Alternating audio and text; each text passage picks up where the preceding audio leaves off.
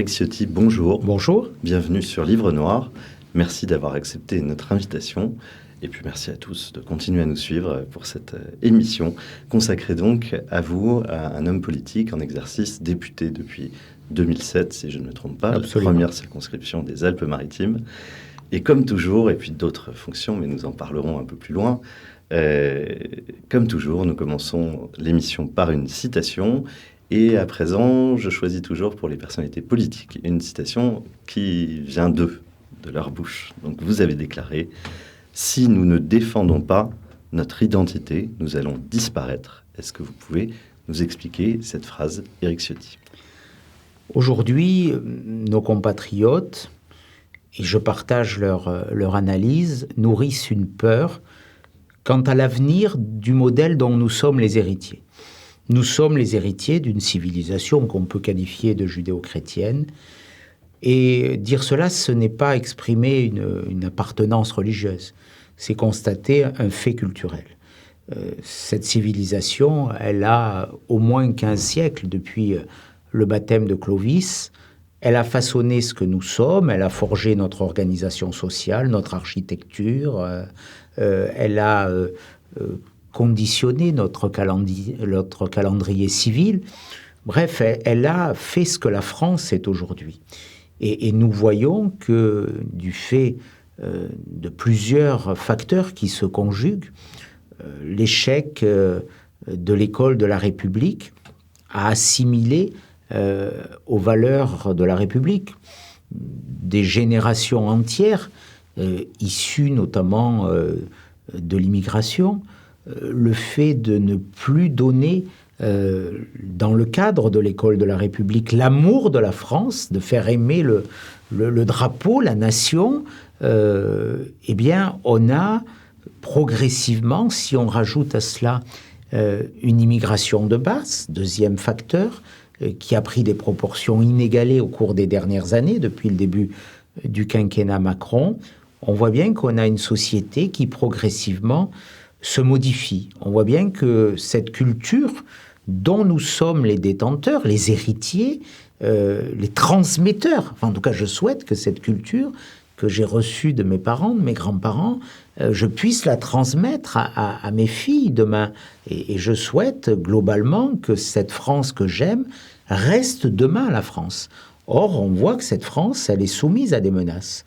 On veut nous imposer par la violence, quelquefois la violence physique, le terrorisme, des modes de vie inspirés de faits et de pratiques religieuses qui ne sont pas les nôtres.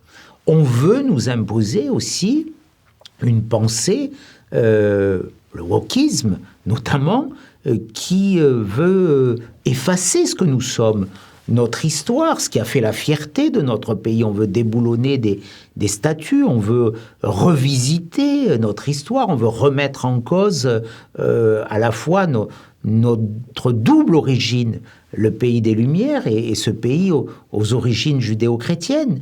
Donc c'est vrai que je nourris, comme beaucoup de nos concitoyens aujourd'hui, cette interrogation, cette peur même de savoir demain si la France restera la France. Voilà, c'est ce qui aujourd'hui me conduit et sans doute m'a motivé de façon décisive à m'engager dans ce débat pour porter justement une voix de résistance et de sursaut face à cette menace et pour dire non, la France n'est pas finie, on n'est pas condamné à écrire à la dernière page du livre d'histoire de France le mot fin, parce que la France qui vient du fond des âges, comme le disait le général de Gaulle, j'aime beaucoup cette citation, le général de Gaulle disait la France vient du fond des âges, elle vit, l'avenir l'appelle, le passé, le présent, l'avenir, pour autant qu'elle sache rester fidèle à elle-même.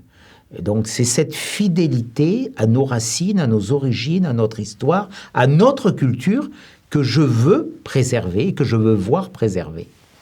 Vous pourriez reprendre à votre compte le titre d'Éric Zemmour de son dernier ouvrage « La France n'a pas dit son dernier mot ». C'est quelque chose qui parle à toute la droite aujourd'hui, ce constat ? Les constats, on peut les partager. Moi, c'est un combat que je livre depuis des années et d'autres le font, bien entendu, et je crois qu'il est important qu'il y ait, en tout cas, cette prise de conscience qui est très large, et qu'au-delà de cette prise de conscience, parce que ce qui importe, c'est pas simplement le constat, c'est comment on enraye cette machine infernale, comment on met un garde-fou pour éviter qu'on aille dans le précipice de l'histoire. Comment on empêche justement d'arrêter l'histoire de France. Voilà. Alors, on va parler de nombreux sujets, de votre candidature à la primaire du parti Les Républicains, qui aura lieu le 4 décembre. Les autres principaux candidats sont, dehors de Philippe Juvin, Xavier Bertrand, bien sûr, Valérie Pécresse et Michel Barnier. On va parler de votre rôle de questeur à l'Assemblée, puis aussi de votre parcours. Alors, tout d'abord, une question, ce qu'on consulte un peu nos abonnés, qui est souvent revenue, c'est pourquoi vous, qui êtes considéré à la droite du mouvement républicain, qui êtes vu comme le monsieur sécurité, vous avez soutenu Renaud Muselier pour les élections régionales de juin dernier face à Thierry Mariani, que vous devez connaître et qui était également dans votre région, que vous avez fréquenté longtemps. D'abord, je me suis opposé dans ma famille politique, les Républicains, à l'investiture de Renaud Muselier. En commission d'investiture, j'ai voté avec plusieurs des membres de cette commission d'investiture par 2 fois, contre l'investiture à Renaud Muselier. Et naturellement, je ne le regrette pas. Je considère que Renaud Muselier a passé une alliance contre nature avec En Marche, puisque sa liste, elle était aussi soutenue par la gauche. Elle a été décidée à l'Élysée.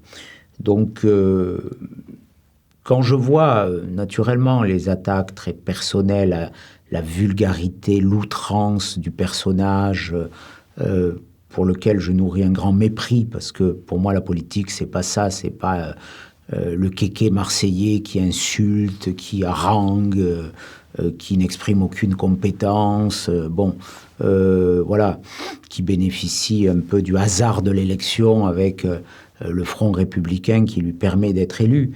Mais si j'ai fait ce choix, qui a été un choix, c'est vrai, difficile, qui a pu heurter beaucoup de mes amis par rapport à mes convictions, je l'ai fait dans un esprit de responsabilité. J'appartiens à une famille politique. Elle a fait un choix, je ne l'ai pas partagé, j'ai été minoritaire dans ce choix, mais je suis un homme de devoir et je respecte ses choix. Voilà. Je l'ai fait, je dirais, beaucoup plus pour Christian Jacob que naturellement pour Renaud Muselier. Voilà. Je le redis, je n'ai aucune estime pour le personnage.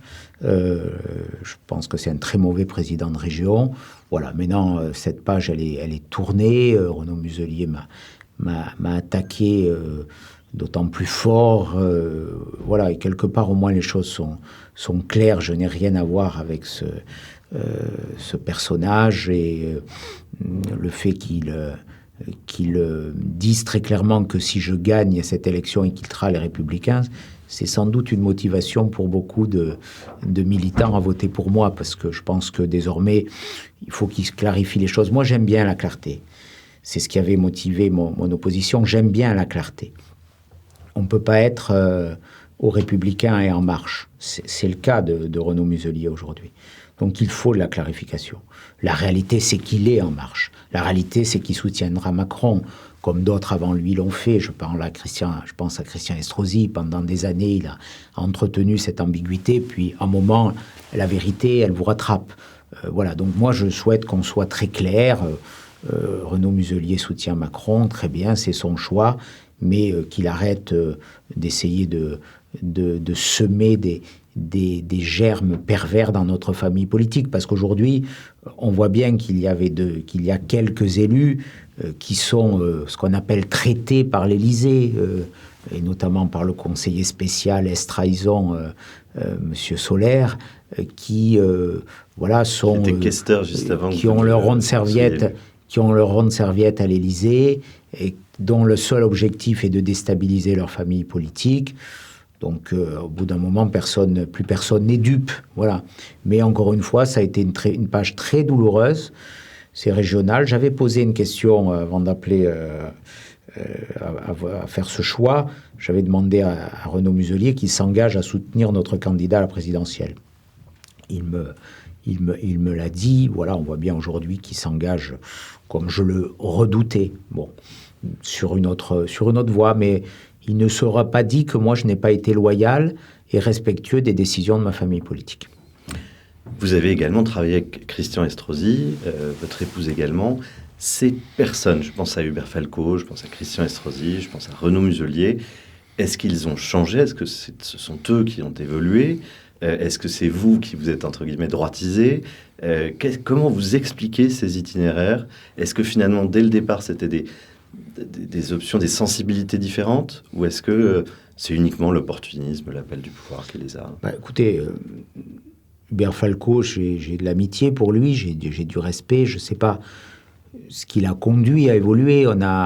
Il a été ministre de Nicolas Sarkozy, il a exprimé des positions de grande fermeté aux côtés de Nicolas Sarkozy, dans sa ville de Toulon aussi. Il a fait un choix, me dit-on, après plusieurs dîners, déjeuners avec Emmanuel Macron. Je ne sais pas ce qu'il y a derrière. Voilà. Christian Estrosi, je le connais beaucoup plus. J'ai travaillé avec lui, vous l'avez rappelé. Et Christian Estrosi, il a lui-même répondu à votre question, puisque dans une interview, il y a quelques années, il a dit « Je déteste le Christian Estrosi que j'étais ». Voilà, donc il a théorisé son changement.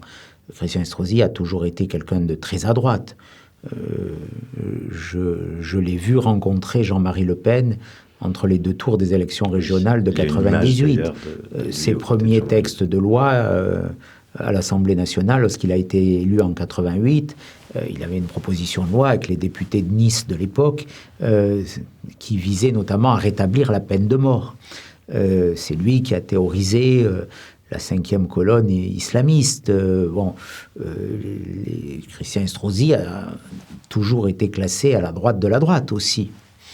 Et c'est pour ça d'ailleurs que j'ai toujours été dans cette période totalement en harmonie avec lui.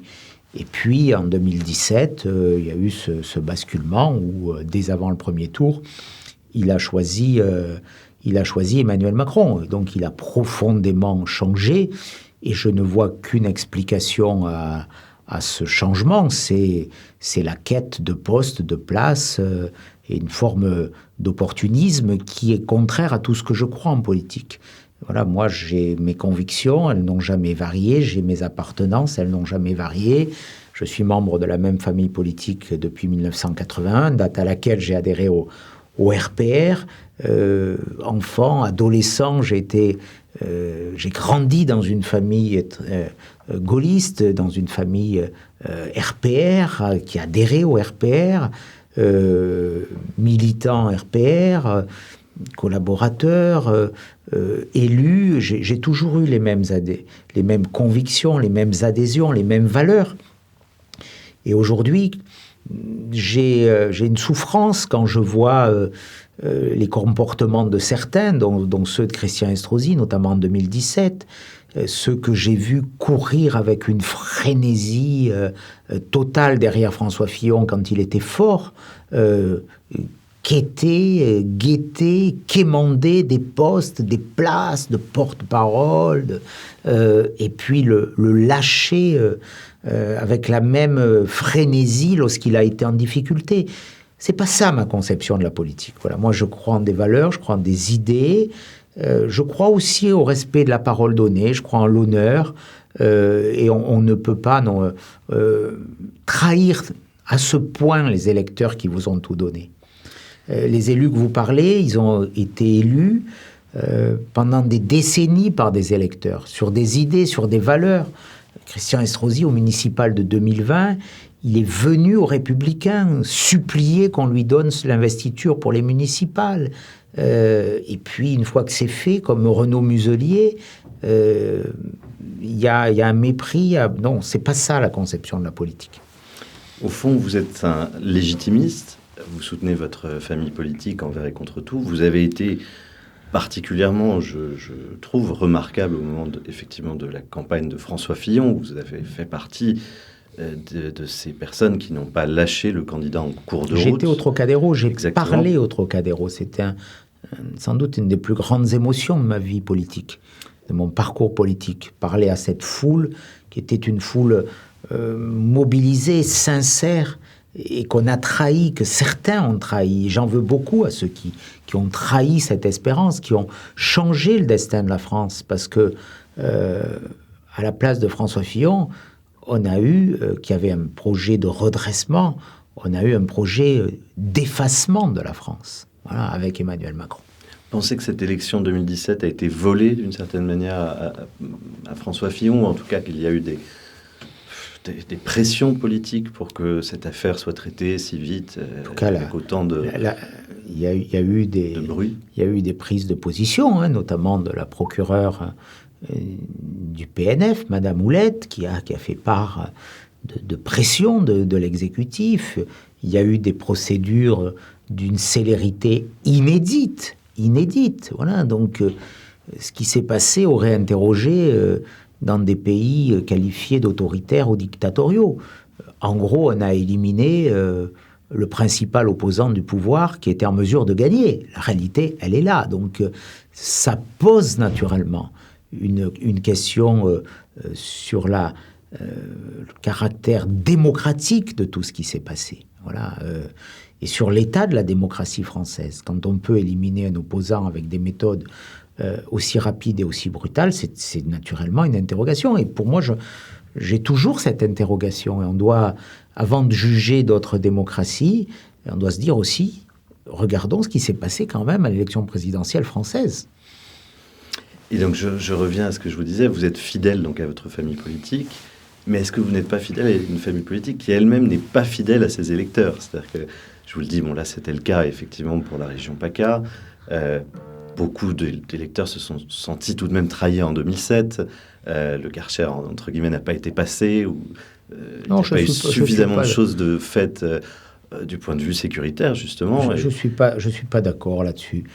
En tout cas, c'est le sentiment de beaucoup d'électeurs LR. C'est ce qui revient très souvent en disant, voilà, on vote pour un programme, mais le programme n'est ensuite pas assez appliqué. Non, vous n'êtes pas responsable puisque vous n'étiez pas vous êtes partie prenante. Mais je ne partage pas votre appréciation là-dessus. D'abord, notre famille politique, en gros celle du gaullisme, elle a toujours été diverse, mais elle a toujours eu un chef qui rassemblait les différences et qui unissait les différences. Derrière De Gaulle, il y avait René Capitan, il y avait Michel Debré. Ils étaient assez différents. Derrière Jacques Chirac, il y avait Charles Pasqua. Rappelez son discours sur les valeurs communes. Il y avait Michel Noir. Ça a été d'ailleurs rappelé dans une réunion des Républicains hier matin, ces différences. Tout le monde a vécu ensemble. Donc aujourd'hui, moi j'ai des sensibilités, j'ai des valeurs, enfin une approche qui est sans doute différente, d'autres qui sont beaucoup plus centristes dans ma famille politique. Mais la force d'une famille politique qui est un parti de gouvernement, c'est aussi de rassembler des personnes qui sont différentes. Pour autant qu'on ait une ligne très claire et qu'on ait une ligne que je qualifierais, dans tous les sens, les acceptions du terme, de droite. Voilà. Donc, ensuite, il y a eu en 2007... Voilà, sur les 40 dernières années, la droite a souvent été empêchée d'accéder au pouvoir grâce à la présence un peu machiavélique du Front National.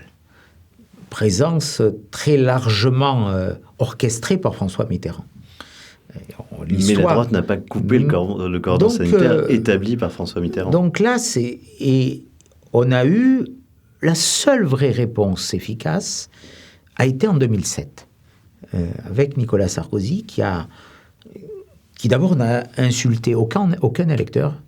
Et moi, j'ai du respect pour tous les électeurs.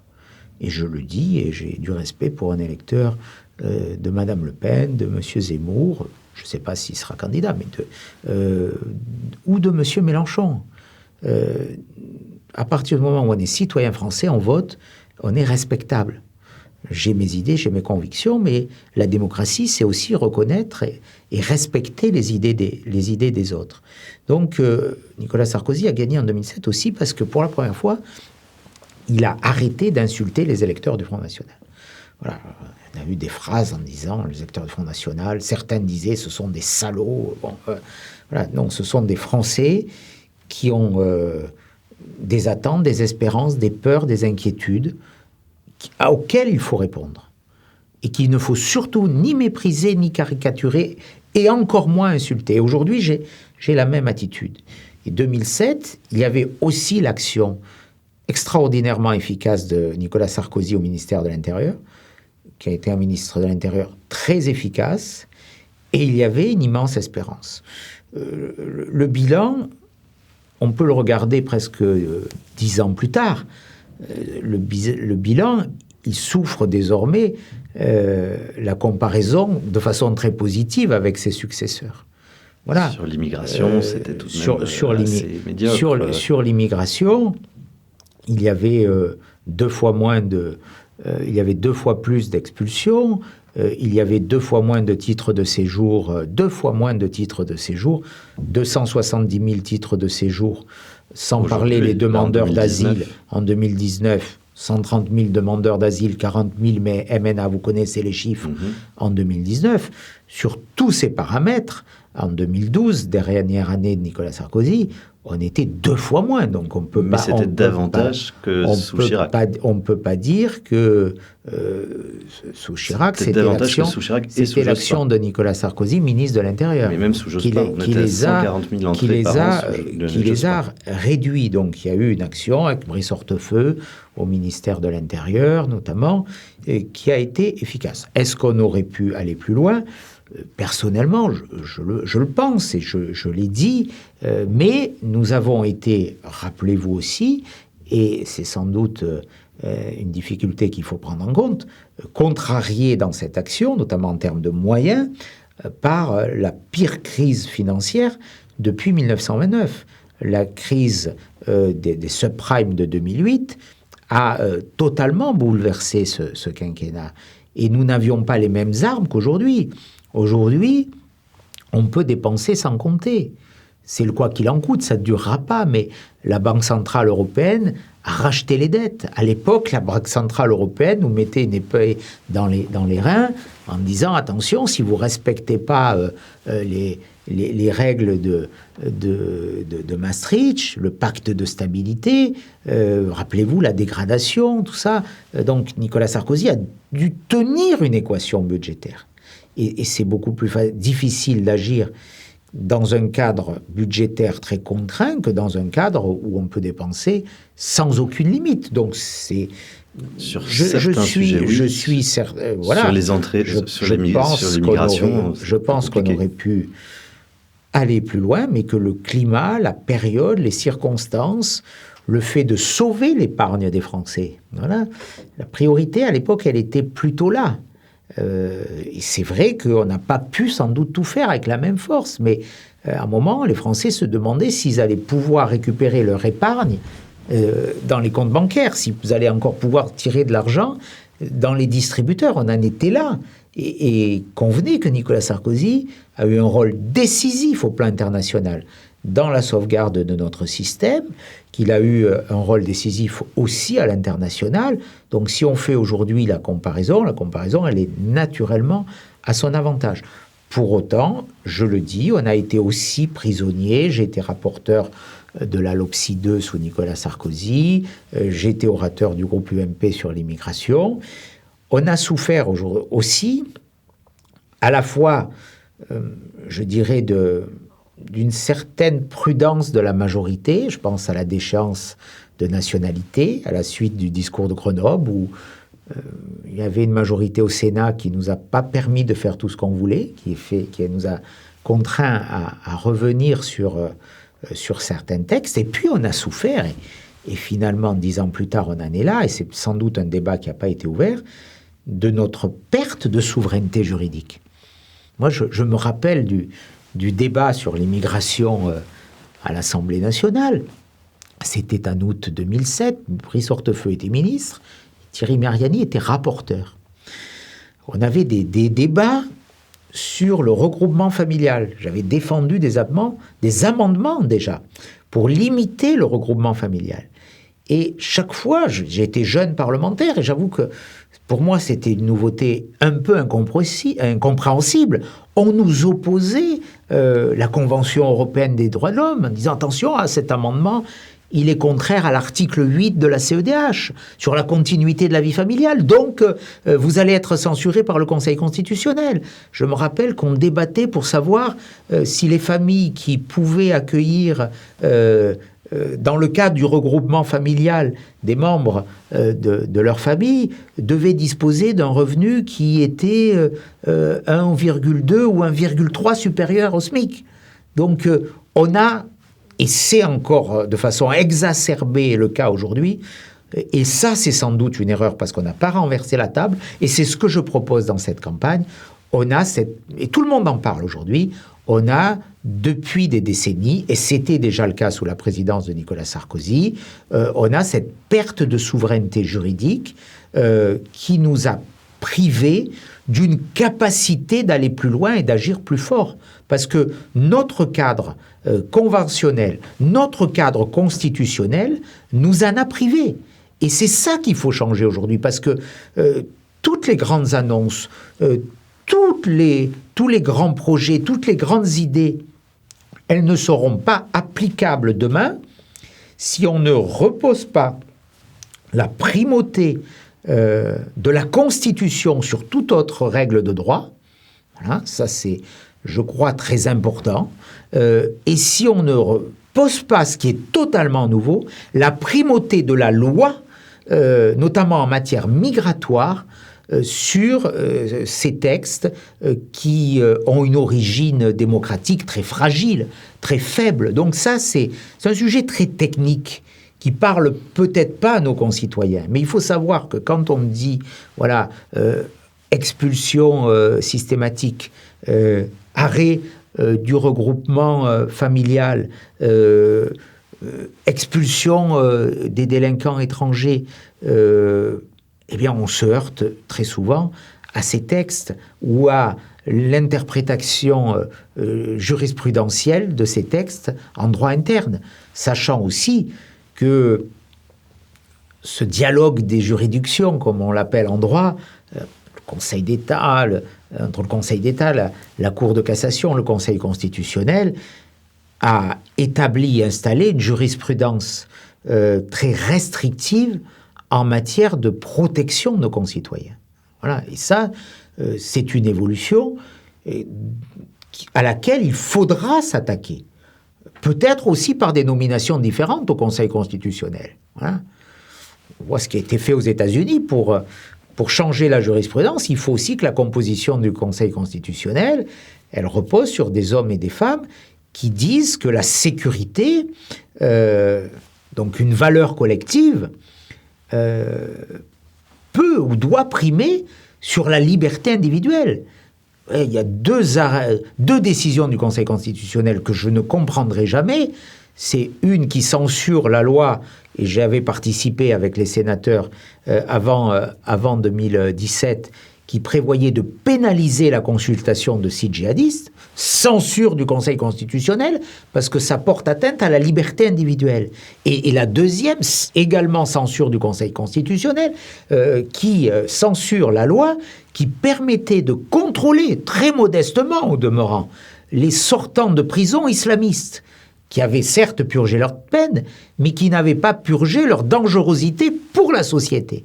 Eh bien, quand on considère que la liberté du terroriste islamiste est supérieure à la sécurité de la société, je dis qu'il faut demain qu'on ait une évolution de nos jurisprudences. C'est aussi notre responsabilité. C'est aussi la responsabilité du politique, président de la République, président de l'Assemblée nationale, président du Sénat, de nommer des membres du Conseil constitutionnel qui ont une vision aussi qui soit un peu détournée d'une naïveté angélique. Alors, la dernière étude de la Fondapol vient de sortir, qui montre à quel point la France est de droite et n'a jamais été aussi à droite depuis sans doute des dizaines d'années. Le dernier sondage Elab donne un total à la droite de 47% contre 17% à la gauche. On a une gauche très affaiblie. Et pourtant, une fois de plus, on a une droite divisée est-ce qu'il n'est pas temps de mettre fin définitivement au cordon sanitaire organisé, institué, comme vous l'avez dit, par François Mitterrand, sous quelle forme, ça c'est autre chose, hein, et de s'entendre, de discuter, de façon à ce qu'enfin ces électeurs de droite soient écoutés avec leurs différentes sensibilités? Moi, je n'ai pas d'ennemis à droite. Je suis un homme de droite, et je n'ai pas d'ennemis à droite. Mais je suis dans une famille politique qui a une histoire, qui a participé à fonder la Ve République autour et derrière le général de Gaulle. Voilà, j'appartiens à une famille politique dont sont issus le général de Gaulle, Georges Pompidou, Valéry Giscard d'Estaing, Jacques Chirac, Nicolas Sarkozy. Ils ont chacun écrit des belles pages de l'histoire de France. Ils ont chacun modernisé notre pays. Chacun y a pris une part, je dirais, avec une différence et une spécificité particulière pour le général de Gaulle, qui est à la fois celui qui a redonné l'honneur à notre pays après la honte de la collaboration, qui a permis que la France se hisse, ce qui n'était pas évident, dans le concert des grandes nations à la Libération, qui a été celui qui a modernisé notre pays, qui l'a fait rentrer dans l'ère moderne, après les joutes médiocres très politiciennes de la Quatrième République. Donc j'ai une admiration sans borne pour le général de Gaulle. Je suis membre de cette famille politique. Cette famille politique, elle a une place, elle a une responsabilité, elle a des devoirs. Et c'est autour d'elle, j'en suis profondément convaincu, que peut et que doit s'organiser le redressement de notre nation. Parce que toutes les autres hypothèses participeront, je le crains, à maintenir le système actuel. Voilà, c'est ma conviction. Je sais qu'elle est débattue, mais nous sommes les seuls à allier racines historiques, expérience de gouvernement, capacité de gouvernement, projet global, cohérent, et constat sur la situation du pays. Voilà, donc moi, j'ai pas d'ennemis à droite, je le dis, et je ne perdrai pas de temps dans des débats stériles, inutiles, stigmatisants sur les uns ou sur les autres. Quand on a... moi, je vois la réalité. Hein. Je convoque Peggy pour cela. Dire ce que l'on voit, mais aussi voir ce que l'on voit. Voilà. Et moi, il faut voir ce que l'on voit. Et c'est pas parce que quelqu'un dit une vérité que parce que c'est celui-là qui l'a dite, il faut la contredire. Hein, quand l'imbécile montre le doigt, le sage montre la lune. Voilà. Bon, c'est ça la réalité. Donc, mais j'ai la conviction, et c'est le sens de mon engagement, que c'est au sein des Républicains, qui sont issus du RPR, de l'UMP, des partis gaullistes, que se trouvera la solution pour redresser le pays, en tenant compte aussi des erreurs que l'on a pu commettre, ou des politiques que l'on n'a pas pu ou pas su conduire jusqu'au bout. Je crois qu'il faut tirer toutes les leçons du passé, y compris de nos erreurs. Mais voir ce que l'on voit, justement, est-ce que ce n'est pas se dire que la primaire n'était pas du tout dans l'esprit du général de Gaulle, par exemple? On n'est pas dans une primaire. D'autant que... Ah, ça c'est intéressant. Parce que d'autant... On est dans un choix interne. Ou Marine Le Pen se revendique tout autant aujourd'hui du gaullisme que les Républicains. C'est quand même difficile pour Marine Le Pen, dont le parti... et on a tous des héritages. Mais elle-même, justement, a dit je romps avec cet héritage. Elle a un héritage familial et elle a un héritage partisan. Le parti dont elle est l'héritière, dans tous les sens du terme, il s'est constitué en opposition au général de Gaulle. Donc c'est quand même sans doute un peu opportuniste aujourd'hui de convoquer le général de Gaulle. Voilà, bon, je rappellerai pas le combat que certains des membres de son parti, y compris par les armes, ont livré contre le général de Gaulle. Bon, donc ça, c'est une page d'histoire qui lui dénie toute capacité à se revendiquer de cette filiation. Éric Zemmour, il rappelle son attachement au gaullisme, au RPR. Voilà, j'en prends acte. Simplement, aujourd'hui, il n'est pas dans cette famille politique, mais je ne le mettrai jamais sur le même plan que Marine Le Pen. Et vous disiez, ça n'est pas une primaire. Est-ce que vous pouvez nous expliquer? Vous êtes donc candidat à cette... C'est un choix de notre famille politique. C'était pas une primaire. La primaire, elle aurait été ouverte à tout le monde. C'était l'option de 2016. Là, quelque part, on revient un peu à l'esprit de la Ve République. Il y a des candidats. Et puis, la formation qui a vocation à être le parti majoritaire décide qui elle soutient. Voilà. Si ce n'est que sous la Ve République, on avait des leaders. Au début de la Ve République, on a toujours eu des leaders naturels qui se sont imposés de façon évidente, enfin évidente plus ou moins, quelquefois avec des débats. On a l'impression souvent de réécrire l'histoire de façon plus positive, mais au fil de débats, de combats quelquefois, mais sont devenus les leaders naturels. Notamment sur la dernière période, Jacques Chirac et Nicolas Sarkozy. Et tout le monde a convergé derrière eux. Là, c'est pas le cas. Depuis 2012, c'est notre difficulté. C'est notre difficulté. Nous n'avons pas su dessiner, nous regrouper, construire le leader naturel. Et ça a commencé à déraper en 2012, avec la guerre Copé-Fillon, qui était la prémisse du mode de sélection. Parce que si un des deux avait gagné clairement, sans ambiguïté, cette élection, nous n'aurions sûrement pas eu la primaire en 2016. Nous aurions économisé beaucoup de choses. Enfin, je ne vais pas refaire l'histoire. C'est inutile et c'est stérile. Mais voilà la réalité. Donc aujourd'hui, je ne suis pas un fan totalement convaincu de ce qui se passe. Mais il n'y a pas d'autre méthode parce qu'il n'y avait pas ce leadership qui est apparu. D'autant que De Gaulle n'aimait pas tellement les partis, mais c'est un autre sujet. Si les Républicains ne parviennent pas au second tour de cette élection présidentielle 2022, est-ce que vous pensez que ça signera l'arrêt de mort du parti? Il faudra trouver Je suis convaincu que nous serons au second tour. Voilà. Je suis convaincu que nous serons au second tour. Est-ce que vous pensez que tous les candidats à cette primaire joueront le jeu jusqu'au bout? C'est-à-dire, je crois que vous avez tous signé... je ne sais plus sous quelle forme, mais l'idée que vous aviez, quoi qu'il arrive, un engagement écrit que vous soutiendrez donc la personne qui aura été choisie par le Congrès du 4 décembre. Oui, je pense qu'il n'y aura aucune difficulté sur ces bases. Il faut s'appeler Muselier pour contester ça.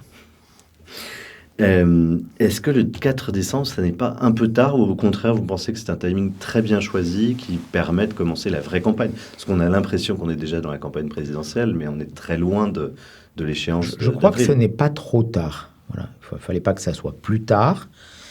Mais on a eu un point très positif, c'est que tout le monde participe à ce débat.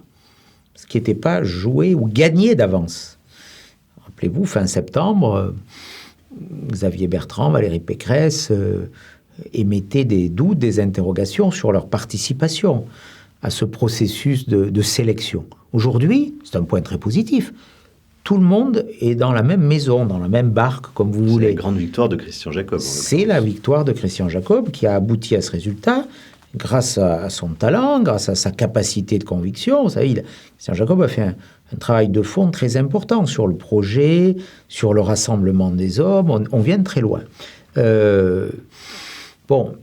Maintenant, on a un gros mois, pour faire campagne. La cristallisation du vote, elle s'opère au premier trimestre, de plus en plus proche de l'élection. On sait que même quelques jours avant, voire quelques heures, selon certaines enquêtes, certains électeurs ne savent pas encore pour qui ils vont voter. Pendant un mois, les Républicains vont capter l'attention. Et je souhaite qu'ils le fassent sur des idées. Et moi, c'est ce que je veux faire. Je veux porter des idées de rupture. Face à la gravité du constat que je dresse, je crois qu'il faut y opposer des mesures qui coupent le robinet d'eau tiède, très fortes. Le droit du sang, la fin des droits de succession, l'impôt sur le revenu à taux unique, la double peine, avec une méthode, le référendum pour que les Français aient les garanties que ces mesures s'appliquent, la fin du regroupement familial. Bon, j'ai une centaine de propositions, peut-être plus, mais un cœur de propositions très fort qui passe par une réforme constitutionnelle de grande ampleur. Bon, mais nous pouvons avoir un beau débat, serein, apaisé. Je crois qu'on s'entend bien, objectivement, entre nous. Faut éviter la vaisselle cassée, mais je crois qu'il n'y aura pas de problème. Et porter un débat d'idées.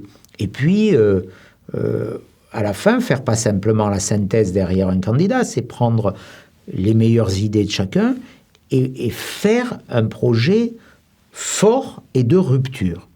Donc, je ne crois pas que le délai soit à ce stade un handicap. J'ai plutôt tendance à dire l'inverse. Alors, vous aviez déclaré, ce qui nous différencie globalement du Rassemblement national, c'est notre capacité à gouverner. Est-ce que c'est un peu la même idée vis-à-vis d'Éric Zemmour, dans le sens où, je reviens à votre programme, aujourd'hui, c'est difficile pour l'électeur lambda ou l'observateur lambda de distinguer le programme du Rassemblement national, les premières propositions formulées par Éric Zemmour, ou vos propositions. Et s'il y a des différences, quelles sont-elles ? Et effectivement, s'il n'y en a pas, est-ce que c'est la gouvernabilité, entre guillemets, qui vous distingue ? Déjà, avec le Rassemblement national, il y a des différences abyssales. Je parle vraiment sur la question sécuritaire, là. La question sécuritaire, elle ne peut se régler aussi que si la situation économique et sociale est saine. Voilà, parce que nous avons besoin de moyens pour réarmer l'État. Et ça veut dire que si on veut réarmer l'État régalien, qui est devenu squelettique, dont la force a été divisée par 2 en 50 ans, au détriment de l'État-providence, de l'État social, 800 milliards d'euros de dépenses de protection sociale, donc un tiers de notre richesse nationale, aujourd'hui à peu près sur la protection sociale. Donc ça veut dire qu'il faut qu'il y ait des vases communicants, que l'État-providence, et avec sa forme de gabegie, soit amaigri, et que l'État régalien soit renforcé. Donc, les questions économiques, sociales, elles participent aussi de la protection de la nation. Pour réarmer la nation, il faut que la nation soit bien gérée. Et là, pour le coup, j'ai des différences très fortes avec le Rassemblement national. Quand Mme Le Pen souhaite rester à la retraite à 60 ans, je dis que c'est totalement... Même revenir de 62 à 60 ans, c'est totalement irresponsable. Parce que si on passe à la retraite à 60 ans, il faut que les Français et les plus modestes mesurent qu'ils ne percevront plus les mêmes niveaux de pension, qui sont déjà très faibles. Qu'il n'y aura que d'autres solutions de baisser les pensions ou d'augmenter les cotisations. Je parle aussi en annuité. Donc, j'entends pas de mesures sur les 35 heures. J'entends pas de mesures de baisse de la fiscalité. Et vis-à-vis d'Éric Zemmour. Moi, je suis sur un choc de baisse de la fiscalité. C'est pour ça que je propose une baisse massive de l'impôt sur le revenu pour ceux qui sont pressurés d'impôts. Je propose la suppression, c'est une mesure très forte, très symbolique, des droits de succession, aussi parce que je crois en la valeur de transmission. Sauf sur les très grandes fortunes, ce qui est logique. Sur le programme... Votre seuil serait à combien à peu près ? 5 millions d'euros. 5 millions d'euros. Et je propose aussi une mesure pour faciliter les donations des grands-parents vers les petits-enfants. Un constat, on hérite de plus en plus tard. Les jeunes, aujourd'hui, seraient prêts à investir pour se lancer dans la vie, acheter un appartement. Or, des grands-parents pourraient les aider. Nous avons aujourd'hui plus de 5 000 milliards d'épargne financière dans les mains des Français qui sont un peu stérilisés. Donc, je veux que cette épargne, elle soit remise en circulation au service de l'investissement, de la consommation et de la jeunesse. Et là, ce serait 150 000 euros une fois ou comme les donations actuelles de parents à enfants tous les 15 ans ? Tous les 5 ans. Tous les 5 ans. Voilà. Ah oui, donc c'est un vrai choc fiscal. Absolument. Et enfin, la flat tax sur l'impôt sur le revenu. Donc, c'est l'idée de 2 mots là-dessus. Aujourd'hui, 10% des Français payent 70% de l'impôt sur le revenu. 60% des Français ne paient pas d'impôt sur le revenu. Donc on a un taux très élevé, une assiette très faible. Et comme l'impôt est tellement lourd, on a inventé des mécanismes que l'on appelle les niches fiscales. Il y en a près de 500 dans notre pays. Elles coûtent plus que ne rapporte l'impôt sur le revenu. Voilà. À la limite, on supprimerait les niches fiscales, on pourrait supprimer l'impôt sur le revenu. Les niches fiscales, elles coûtent 90 milliards d'euros et l'impôt sur le revenu, il rapporte 78 milliards d'euros. Donc la réalité, elle est là. Donc moi, je propose d'avoir une assiette fiscale plus large, un taux beaucoup plus faible. C'est d'ailleurs, les fiscalistes le disent, quand on a une assiette plus large et un taux plus faible, c'est meilleur pour l'économie. Ce sont les meilleurs impôts. C'est Arthur Laffer qui disait l'impôt tue l'impôt, avec la fameuse courbe en cloche. On voit que plus les taux montent, plus la recette fiscale diminue. Mais donc, vous abandonneriez la progressivité de l'impôt qui est... J'abandonnerai la progressivité de l'impôt. De la fin de la Première Guerre mondiale. Enfin, il y aurait en gros deux taux. Pour les ménages qui gagnent moins d'un SMIC par personne, il y aurait un taux zéro, mais je proposerais néanmoins une participation symbolique, voilà, 10 €, pour qu'il y ait le sentiment de participer au financement, à l'effort national, qu'il y ait un consentement collectif à l'impôt. Et puis après, un taux de 15%. C'est ce qui est en vigueur en Estonie notamment, avec des résultats très, très performants. Si vous deviez être ministre un jour, quel portefeuille choisiriez-vous, dans lequel vous sentiriez-vous le plus légitime? Moi, je ne sais pas si c'est à moi de répondre à cette question.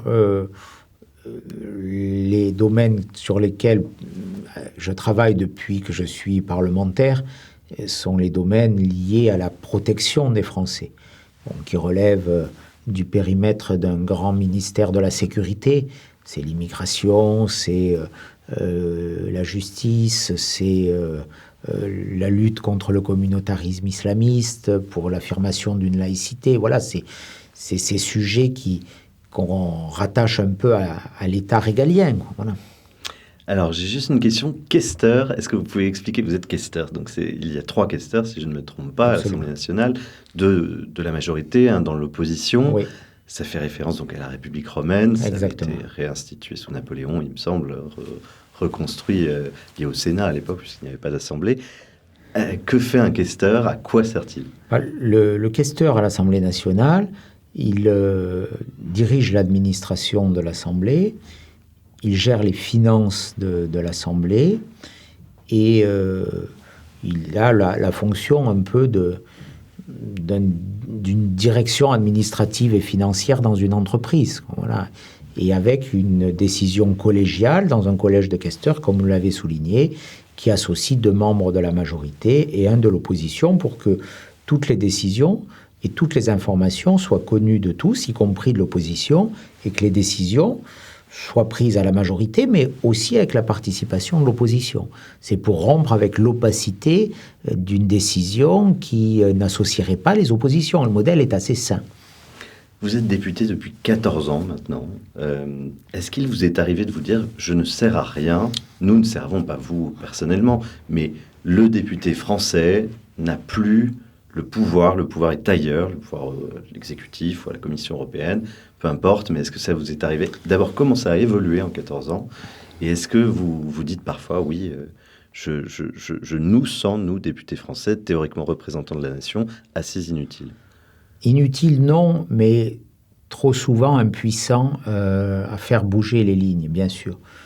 J'évoquais il y a quelques instants ma stupeur en arrivant, peut-être mon innocence en arrivant en 2007, face à la faiblesse des leviers d'action dont disposait un parlementaire, un jeune parlementaire que j'étais, pour modifier, notamment sur les sujets régaliens, en profondeur notre législation, contrainte par une perte de souveraineté juridique, par les jurisprudences du Conseil constitutionnel, les engagements conventionnels, qui finalement nous privent de capacité d'action. Donc il y a eu ce sentiment, et je l'ai souvent éprouvé, je l'éprouve encore plus de force aujourd'hui que pourtant j'ai plus d'expérience de la vie parlementaire, je crois avoir occupé toutes les fonctions, notamment j'ai présidé plusieurs fois des commissions d'enquête, j'ai été rapporteur de la commission d'enquête sur le Covid, j'ai été président de la commission d'enquête sur l'attentat à la préfecture de police de Paris, j'ai été président de la commission d'enquête après Charlie, c'était des belles expériences parlementaires. Donc là, il y a un sentiment d'utilité.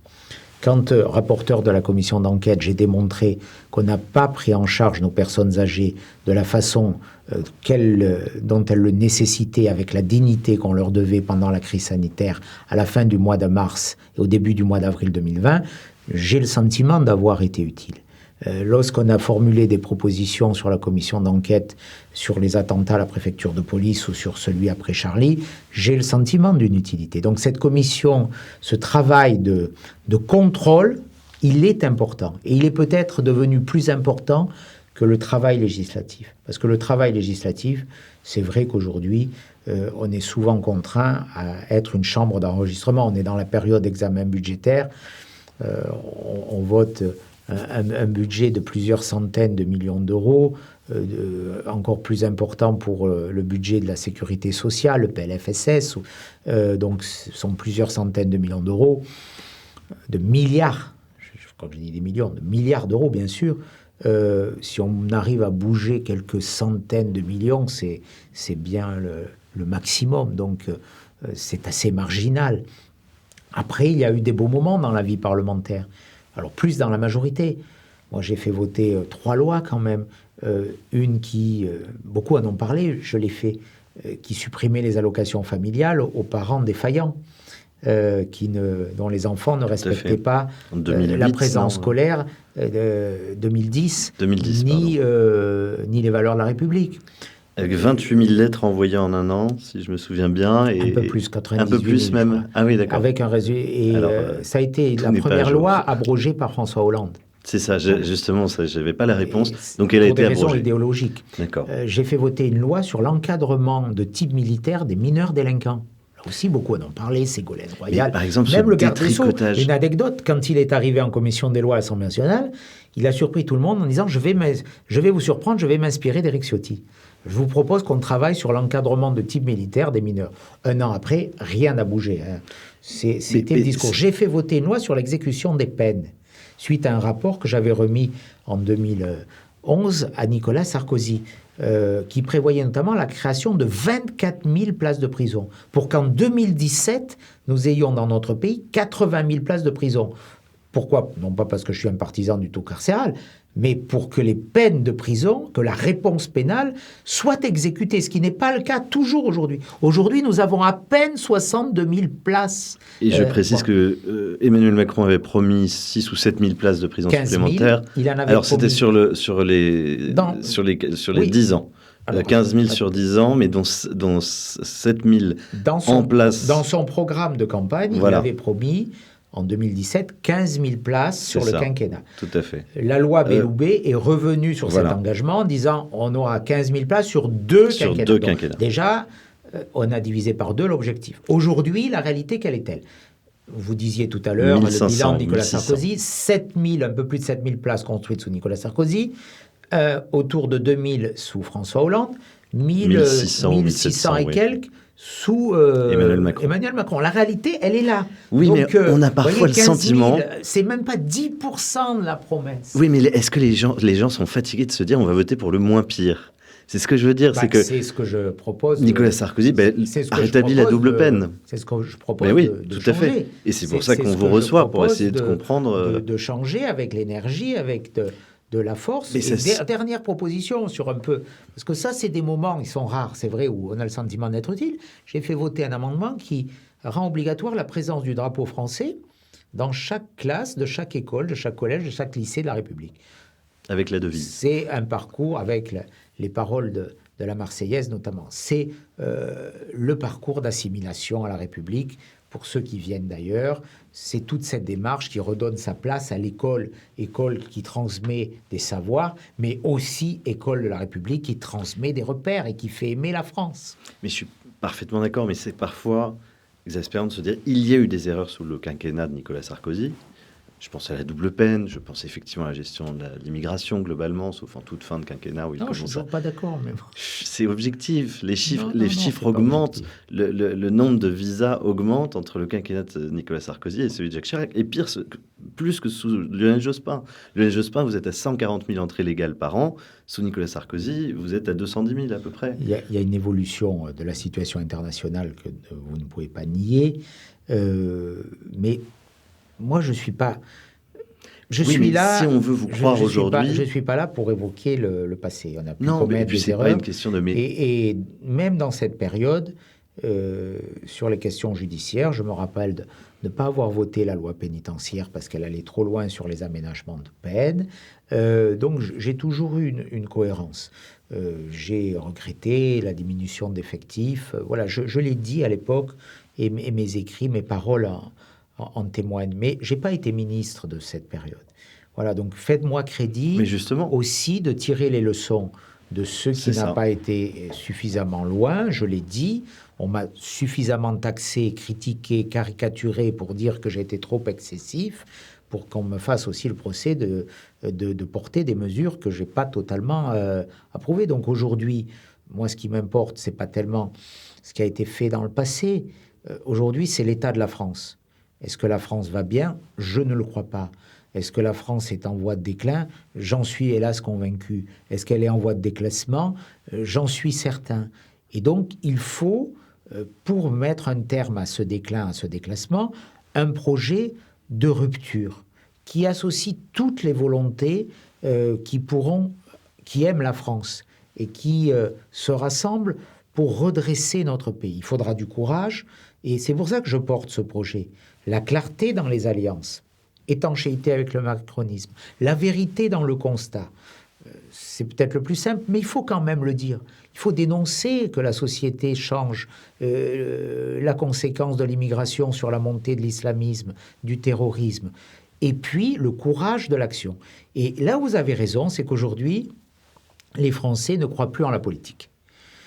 Clémenceau disait « on ne ment jamais autant avant une élection, pendant la guerre et après la chasse ». Bon, les Français, en gros, ont ce sentiment. Il y a une décrédibilisation de la parole publique, parce qu'on a tellement menti aux Français. Macron qui promettait le nouveau monde, rien de moins, un nouveau monde qui effaçait l'ancien. Un monde où il n'y avait plus de culture française, où il n'y avait plus de racines, un monde universel, mondialiste, où la culture, il déniait même l'existence d'une culture française, où il nous accusait de crimes contre l'humanité.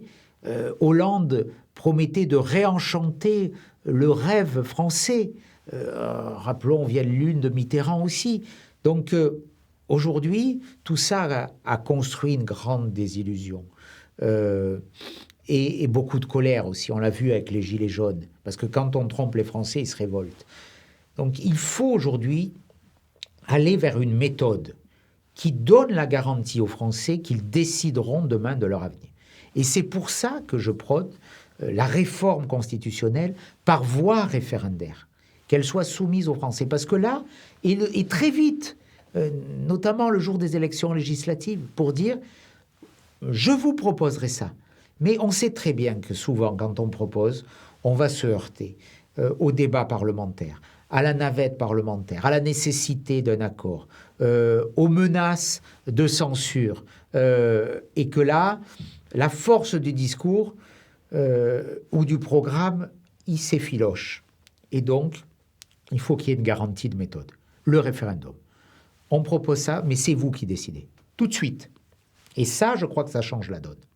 Il faut revenir, réhabiliter le référendum comme méthode de gouvernement et le faire très vite pour modifier notre Constitution.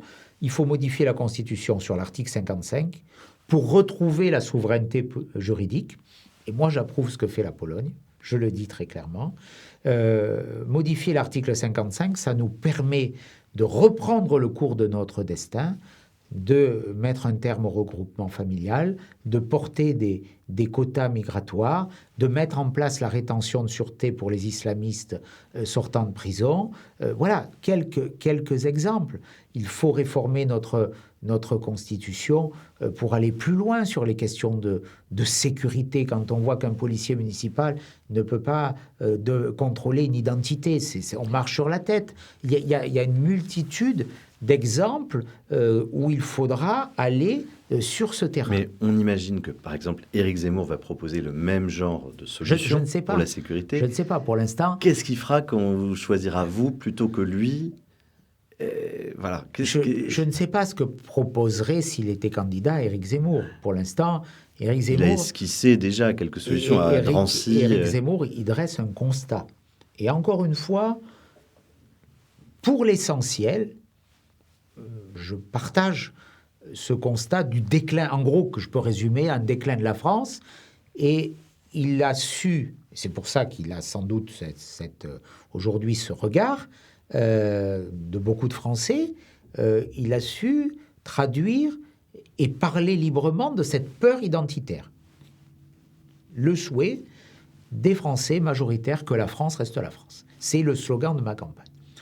Après, pour le reste, à ce stade, mais je ne fais aucun procès d'intention. Éric Zemmour est un ami. J'ai souvent échangé avec lui. Je ne sais pas ce qu'il fera.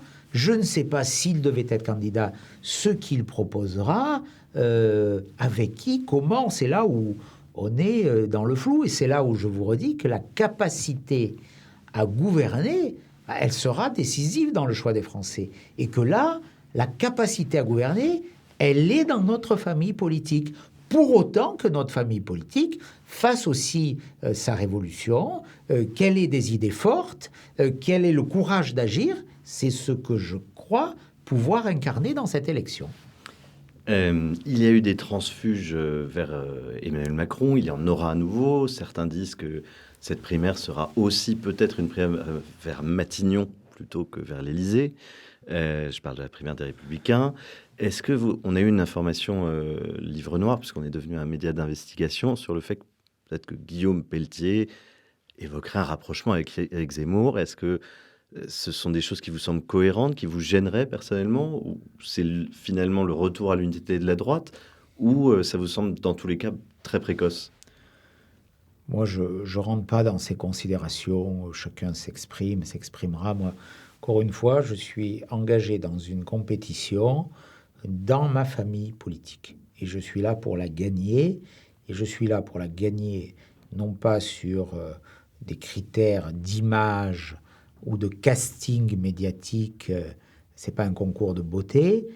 C'est un concours d'idées pour moi. Voilà. Et d'idées fortes qui coupent le robinet d'eau tiède. Le reste, je n'ai pas de commentaires à faire.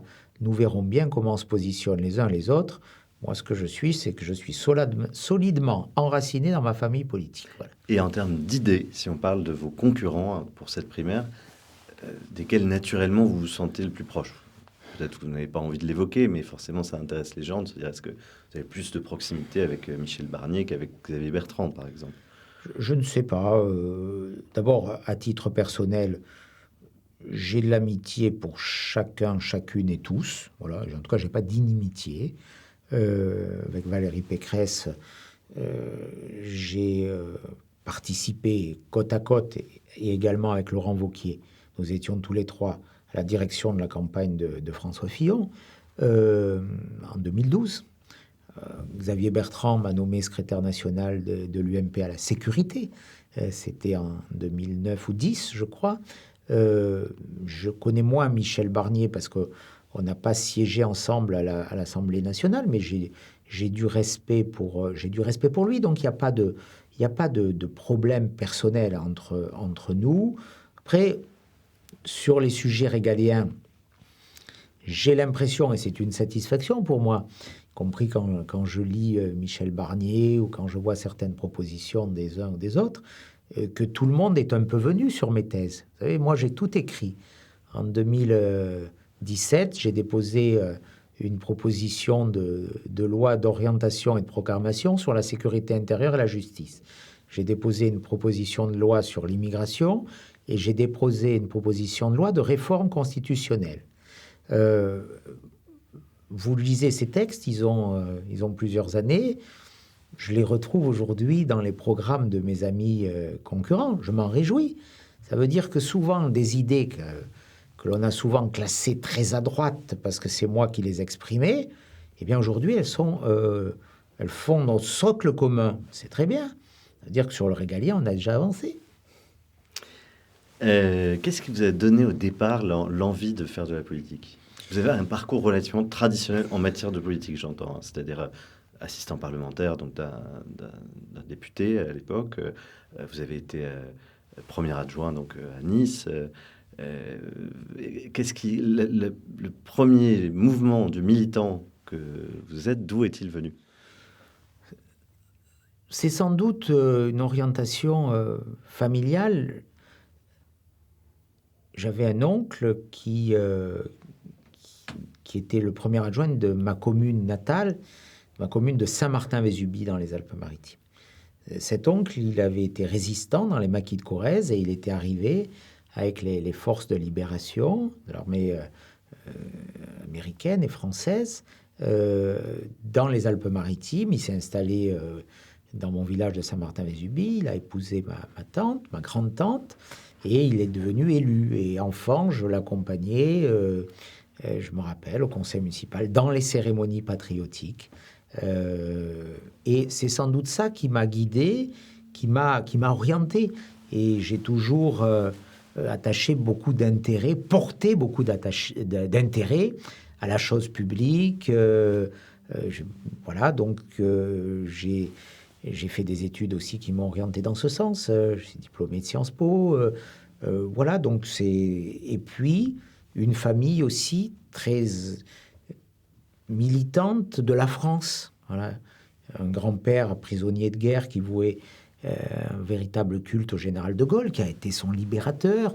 On a parlé beaucoup de politique. Je me rappelle enfant, enfin, j'étais pas vraiment enfant, plutôt adolescent, mais 81, l'image de François Mitterrand sur le poste en noir et blanc de télévision dans la salle à manger familiale, c'était un traumatisme, quoi. Voilà, bon, donc c'est ces images. Et puis après, c'est un parcours, des rencontres.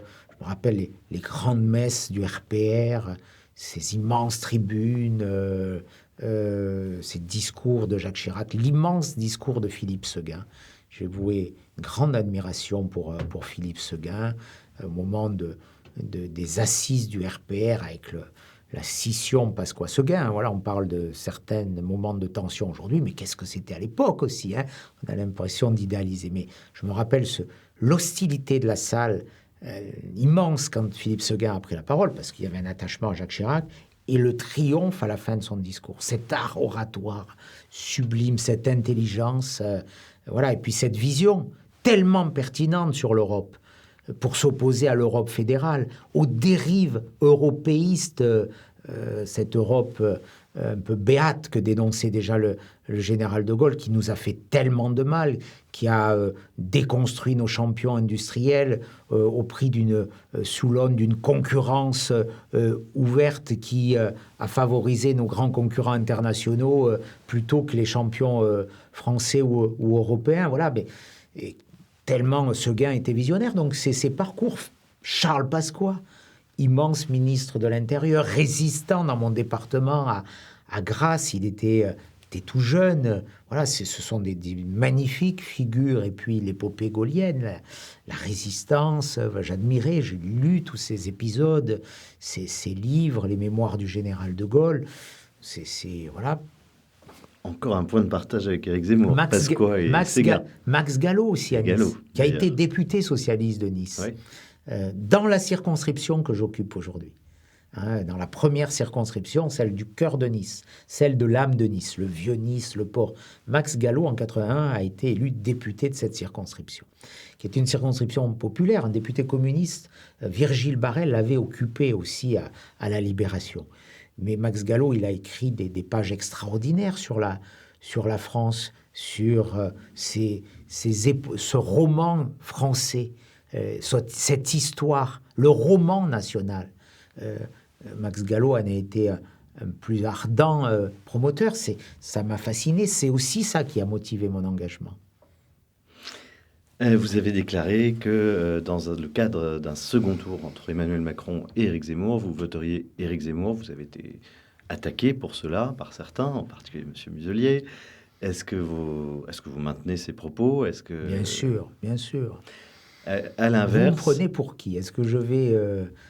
parce que M. Muselier a haussé sa grosse voix marseillaise, je vais changer d'attitude. Non, bien sûr. C'est pas ma conception. Non, je me dis, imaginons moi, ce que j'ai dit, c'est pas une erreur, c'est pas une faute. Je vais poser la question c'est un autrement. choix parce que je crois qu'un second mandat d'Emmanuel Macron serait une catastrophe pour notre pays. Alors, dans ce cas, je pose la question autrement. Imaginez que votre famille politique refuse, dans un second tour comme cela, d'appeler à voter Éric Zemmour. Est-ce que, pour la première fois, vous seriez prêt à vous dire, ma famille politique se fourvoie, il y a un moment crucial. Vous savez, la dernière fois, on a pris nos responsabilités. On était avec Laurent Wauquiez. On a décidé de ne pas voter Macron. On n'était pas beaucoup. Hein. J'allais aussi vous poser la question. Vous étiez très peu, effectivement. On a voté blanc. En tout cas, j'ai voté blanc. Mais on a été attaqué, caricaturé. Il y a eu des pressions très fortes au plan local, au plan national. Moi, j'ai tenu le choc. Parce que je ne croyais pas. Pourquoi j'ai pas cru? Je n'ai pas d'inimitié personnelle contre Emmanuel Macron. J'ai même travaillé avec lui quand il était ministre d'économie et finances, mais il y a des épisodes qui m'ont profondément choqué, 2 ou 3. Le crime contre l'humanité de la France en Algérie, ça je ne peux pas accepter. C'est contraire à toute réalité. C'est une insulte à tous les Français qui ont apporté en Algérie beaucoup de progrès, de civilisation, qui ont aimé cette terre française. Le discours de Marseille adressé aux communautés. Vous êtes des Marocains, vous êtes des Algériens. Non, ici on est Français. Et quand on est candidat à une élection présidentielle, on parle à des Français et à des citoyens français. Et justement, l'enjeu pour moi, c'est que tout le monde adhère à cette citoyenneté française. Et ça, pour moi, ça a été totalement rédhibitoire. Et puis le macronisme, en même temps, on le voit 5 ans plus tard, c'est la définition de l'impuissance, de l'immobilisme. Le en même temps, c'est la définition qu'on ne peut pas agir, parce que quand on pense tout et son contraire, on ne pense plus rien. Quand on dit tout et son contraire quasiment chaque jour, on ne fait plus rien. Le macronisme, c'est la palabre permanente et c'est l'inaction constante. C'est ça la réalité, on le voit. Où sont les réformes ? Où sont les réformes économiques ? On nous dit, Monsieur Macron est quelqu'un de droite. Mais quand on ne réforme pas les retraites et qu'on les menace, quand on ne réduit pas, on ne réforme pas la réduction du temps de travail, où est le caractère novateur? Quand on ne réforme pas la fiscalité, quand on arrose des clientèles chéquier ouvert à la veille des élections en faisant monter la dette et les dépenses publiques de façon irresponsable, quand la dépense publique, elle est toujours au record du monde, conduisant des dettes, un niveau de dette qui rejoint ceux de l'Espagne, bientôt de l'Italie ou de la Grèce, est-ce qu'on est de droite? Quand la conséquence de tout ça, c'est c'est le maintien des prélèvements obligatoires à un niveau record au monde, est-ce qu'on est de droite? Quand on augmente les flux migratoires comme il a fait, est-ce qu'on est de droite? Quand on laisse la violence prospérer dans nos rues comme on le voit tous les jours, est-ce qu'on est de droite? Quand on n'a pas le courage de s'opposer au voile islamiste pour les fillettes, pour les accompagnants scolaires, contre le burkini, est-ce qu'on est de droite? Voilà, il faut démystifier tout ça. Il faut dire la vérité sur ce qu'a été ce quinquennat d'impuissance. On voulait un nouveau monde. On a eu un monde dégradé, c'est ça la réalité. On ne peut pas continuer 5 ans de plus. Et s'il y avait au contraire réédition du duel de 2017, est-ce que vous auriez J'aurais la même attitude. Dans votre carrière politique, est-ce que vous avez souvenir de quelque chose, d'une rencontre qui vous a particulièrement ému? La rencontre, sans doute, en tant que président du département, avec des déportés, président du département, la collectivité départementale avait mis en œuvre les voyages de la mémoire vers le camp d'Auschwitz-Birkenau. Depuis cette date, le conseil départemental a accompagné plusieurs dizaines de milliers de collégiens des Alpes-Maritimes pour faire ce travail de la mémoire, pour montrer ce qu'était l'horreur nazie. Et on l'a fait avec des résistances. Vous savez, au début, il y avait certains collèges ou parents d'élèves qui étaient réticents à ce qu'on parle de la Shoah. Et j'ai rencontré dans ce cadre un déporté qui s'appelle Charles Gottlieb, extraordinaire, qui avait été déporté à Auschwitz et qui a accompagné, il a fait plusieurs centaines de voyages avec les jeunes. C'est une personnalité qui m'a qui m'a marqué par son humanité, sa générosité, sa joie de vivre aussi. Il avait connu l'horreur, et puis il avait reconstruit sa vie avec beaucoup de force. Petit point géopolitique, vous avez rencontré récemment l'ambassadeur de Russie en France, M. Meshkov, j'espère bien le prononcer. Si vous pouviez brosser d'abord, comment est-ce que ça s'est bien passé, mais quelle est votre vision justement d'une nouvelle géopolitique J'ai voulu, dans le cadre de ma campagne, rencontrer l'ambassadeur de Russie pour dire à nos amis russes que je considérais comme totalement erronée la politique étrangère qui est conduite depuis des années, qui a fait de la Russie un ennemi. Nous fêterons cette année le 55e anniversaire du grand voyage du général de Gaulle en Russie, qui a rétabli les liens entre la France et la Russie soviétique à l'époque. Et surtout pas l'URSS, qui continuait à dire mais Russie. Voilà, il continuait à dire la Russie.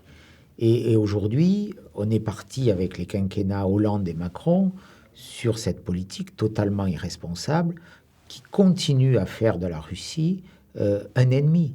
Alors que la Russie, pour moi, elle est en Europe. La Russie, pour moi, elle est l'héritière d'une même civilisation. Nous avons en partage la même civilisation. Et nous avons aujourd'hui les mêmes ennemis qui veulent nous détruire, les islamistes. Nous avons le devoir de porter une voix indépendante, comme l'a fait le général de Gaulle. On voit l'affrontement terrifiant qui commence à monter entre les deux blocs américains et chinois. Il ne faut pas laisser les Russes aller vers les Chinois. Et il faut leur redonner une voix, une place. La Russie a combattu contre Daesh au Moyen-Orient. Elle a été sans doute le plus performant dans sa destruction. Voilà, il faut arrêter avec les sanctions. Il faut sortir du commandement intégré de l'OTAN. Moi, j'ai rédigé un livre blanc sur les relations franco-russes et je souhaite qu'on restaure des relations amicales qui sont conformes à cette histoire que nous avons et cette civilisation que nous avons en partage, et arrêter de nous laisser imposer par les États-Unis le fait que la Russie serait un ennemi. On n'est plus au moment de la guerre froide, il faut le comprendre, il faut en sortir. Arrêtons avec cette politique de sanctions qui pénalise tout autant les Russes que nous, quoi. Parce que ce sont nos ennemis, nos concurrents, à tout le moins, qui en profitent. Avant de terminer cet entretien avec une toute dernière question, je voulais très rapide galerie de portraits, votre réaction à certains noms. Donc Gérald Darmanin. Il incarne pour moi l'opportunisme en politique. J'étais ami avec Gérald Darmanin, je suis même allé le soutenir dans une réunion sur les thèmes de la sécurité à Tourcoing en 2014, quand il a été élu maire. C'était une salle avec des briques rouges. Je me rappelle, on avait visité un quartier des HLM dans une famille. Puis il a trahi tout ce qu'il était pour une place, pour un poste. C'est pas ma conception de la vie politique. Édouard Philippe. Idem, avec un bilan catastrophique. Parce que l'augmentation de la dette, des déficits, les gilets jaunes, la gestion chaotique de la crise sanitaire, les erreurs sur les gilets jaunes, le développement de l'immigration, tout ça, c'est Édouard Philippe. Je ne comprends pas l'image qu'il peut avoir aujourd'hui. C'est une mystification. Yannick Jadot. Yannick Jadot, il incarne ces vers qui utilisent comme alibi l'environnement. Il y a aujourd'hui un sujet environnemental que personnellement je ne contesterai jamais. On voit bien qu'il y a une modification du climat. Je suis né dans un village, je suis élu de ce village, d'une vallée, de nos vallées de montagne des Alpes-Maritimes qui ont subi la tempête Alex l'année dernière. Dans mon village, il y a eu 150 maisons détruites. Ça s'était jamais produit dans l'histoire humaine. On voit bien que ces phénomènes sont plus violents, plus récurrents. Donc, il se passe quelque chose au plan climatique. Donc, il y a cette peur environnementale qui est là. Il faut y répondre avec des solutions, mais qui ne sont en rien les solutions du retard, du retour au temps des diligences ou des lampes à huile, de la décroissance que porte l'extrême gauche vert. Moi, je crois au progrès en la science. nous en sortirons, nous apporterons peut-être des réponses par le progrès, par la science, comme on l'avait fait grâce au nucléaire, demain peut-être grâce à l'hydrogène. C'est ça qu'il faut porter, pas simplement ces lubies verts, ces adeptes du wokisme, ceux qui n'aiment ni le Tour de France, ni la viande, ni le sapin de Noël. Voilà, c'est pas... Qu'est-ce que ça a à voir avec l'environnement? Ça, c'est ridicule. C'est de l'idéologie, du sectarisme pur. Thierry Mariani.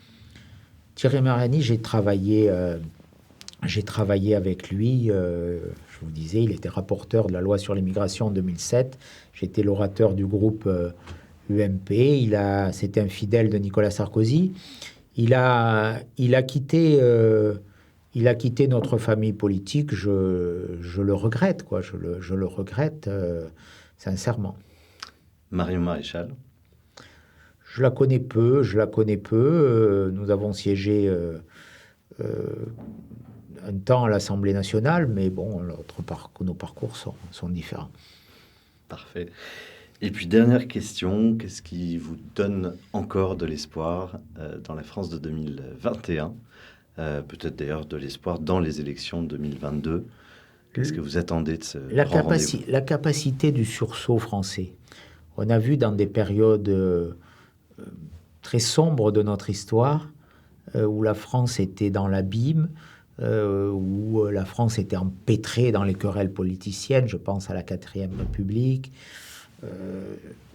qu'il y a toujours eu un sursaut français. Aujourd'hui, je porte l'espérance de ce sursaut français, et j'y crois. Merci. Merci à vous. Merci d'avoir accepté cette invitation. Et puis, merci à vous tous qui nous écoutez. Continuez à vous abonner, à partager cette vidéo, à la commenter. Voilà, parler de Livre Noir. On continue du très beau travail. Vous pouvez aussi le retrouver sur notre web télé, où il y a des nouveaux formats qui sont inédits et auxquels vous pourrez accéder ainsi. Voilà, je vous souhaite un très très bon dimanche à tous. Merci. Livre Noir, c'est votre média. Une formule élégante qui, en 3 mois, grâce à votre soutien, a diffusé près d'une 30aine de portraits intimes et originaux. Et cela sans autre moyen que notre passion. Nous avons décidé de franchir une nouvelle étape en lançant une web TV. Pourquoi ? Pour être la grande peur des bien-pensants. Pour continuer notre travail en cas de censure YouTube et pour vous offrir d'autres formats inédits, documentaires, débats, reportages. Alors si vous appréciez Livre Noir, abonnez-vous. N'hésitez pas à vous rendre sur notre site et à nous envoyer vos dons. Et merci à tous ceux qui nous soutiennent déjà.